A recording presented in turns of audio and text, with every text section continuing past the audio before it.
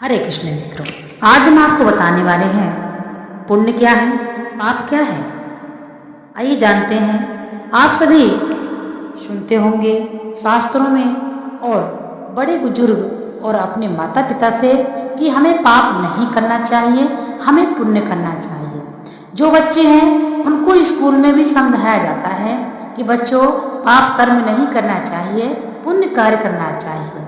तो सबसे पहले ये जान लें कि असली पुण्य क्या है और पाप क्या है।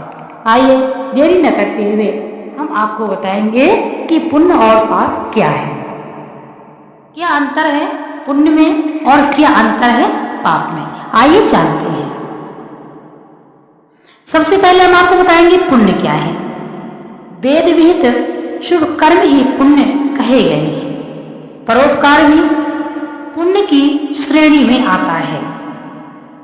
वेद विहित शुभ कर्म, जो शुभ कार्य, मंगल कार्य, अच्छे कार्य हमारे वेदों में लिखे हैं, समझने का विषय है। जो हमारे वेदों में लिखे हैं, शास्त्रोक्त हैं, वह पुण्य कहे गए हैं। हमारे शास्त्रों में, हमारे वेदों में कहीं भी यह नहीं लिखा कि पाप कर्म करना चाहिए।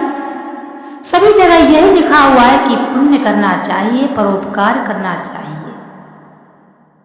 भूखे को भोजन कराओ, प्यासे को पानी दो, असहायों की सहायता करो। इस प्रकार से आपने अपने शास्त्रों में पढ़ा होगा। तो वेद विहित शुभ कर्म ही पुण्य कहे गए हैं। जो भी हमारे शास्त्रों में शुभ कर्म बतलाए गए हैं, कैसे बतलाए गए शुभ कर्म, जैसे हमें निमित्त सूर्योदय से पहले उठना चाहिए और हमें पूजन करना चाहिए, भगवान का भोग लगाना चाहिए, अपने माता पिता का आशीर्वाद हमें रोज लेना चाहिए। इस प्रकार से गाय की हमें सेवा करना चाहिए। और हमारे शास्त्रों में यह भी लिखा है कि पहली रोटी गाय की होती है। तो हमारे शास्त्रों में यह सब पुण्य कार्य लिखे हैं। ये सब शुभ कार्य जितने भी लिखे हैं, वह सभी पुण्य की श्रेणी में आते हैं। परोपकार भी पुण्य की श्रेणी में आता है। अब परोपकार क्या है? परोपकार, दूसरों का सेवा करना, दूसरों का उपकार करना, यह भी हमारे शास्त्रों में लिखा हुआ है। तो अब आप समझ गए होंगे कि पुण्य क्या है। अच्छा कार्य करना, किसी को दुखी नहीं करना, किसी के जरूरत पर उसकी मदद करना। मान लीजिए हम किसी रास्ते से जा रहे हैं, कोई पक्षी घायल अवस्था में तड़प रहा है, तो हमारा कार्य है कि हम उसको उठाएं और उसका उपचार कराएं, उसको मदद कराएं, भोजन दें, जल दें। यह है पुण्य कार्य। ऐसे कार्य जो होते हैं वे हमारे शास्त्रों में लिखे हैं, शुभ कार्य जो हमको मोक्ष तक पहुंचाते हैं। आइए आप जानते हैं पाप क्या है। दूसरों को कष्ट देना। सबसे पहली बात, दूसरों को कष्ट देना शारीरिक अथवा मानसिक रूप में प्रताड़ित करना ही पाप है।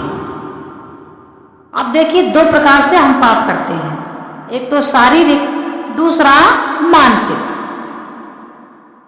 अब मान लीजिए आपका कोई दोस्त है, उसने चोरी ना किया हो और 10 लोगों के बीच में हम खड़े होकर उसे कह दे कि इसने हमारे घर चोरी की, तो वह क्या हो गया? मानसिक रूप से प्रताड़ित करना। हमें बहुत बड़ा पाप लगेगा। सबसे बड़ा पाप क्या है? झूठी गवाही, झूठा किसी को कलंक लगा देना, झूठा किसी को नाम लगा देना किसी भी कार्य के लिए, यह सबसे बड़ा पाप है। तो हमने मानसिक रूप से पाप किया, हमने किसी को मानसिक रूप से किसी पर घात किया, ध्यान दें। और दूसरा है शारीरिक पाप, किसी को पीटना, किसी को कष्ट देना, किसी को गलत वस्तुएं खिला देना, यह है शारीरिक पाप। तो अब आप समझ गए होंगे कि पाप क्या है। इन बातों को समझिए। हमारा जो मन है यह हमसे कई पाप करवाता है। हम जब किसी को वाणी बोलते हैं, हमसे कभी भी ऐसा अशब्द यदि निकल जाए, उन अशब्दों से यदि किसी को कष्ट होता है तो हमसे पाप हुआ। और यदि इसी वाणी को हम सार्थक भी कर सकते हैं, हम भगवान के नाम का जप करें, अच्छा बोले, और जब हम जितना बोलें उससे दूसरों को खुशी मिले।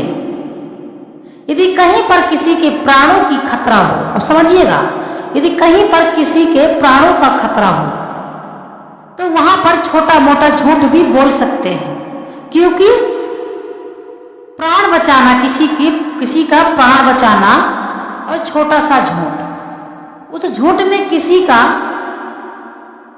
किसी प्रकार से बिगाड़ना, इस बात को समझिए।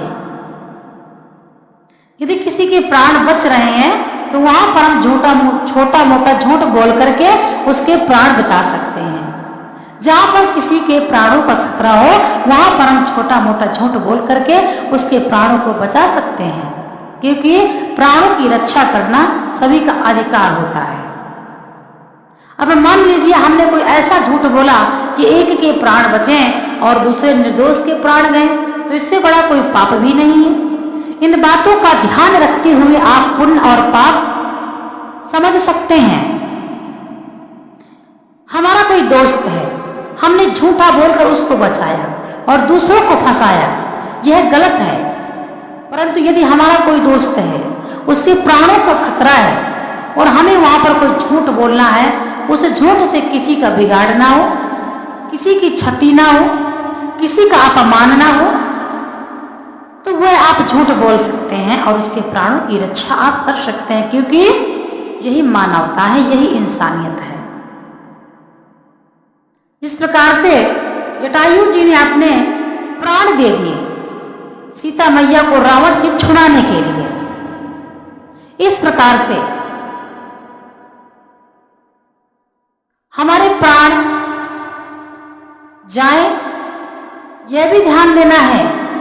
ये नहीं कि आपके भी बाल बच्चे हैं और आपका भी घर है और अपने प्राणों का ना परवाह किया और दूसरों को बचा लिया, नहीं।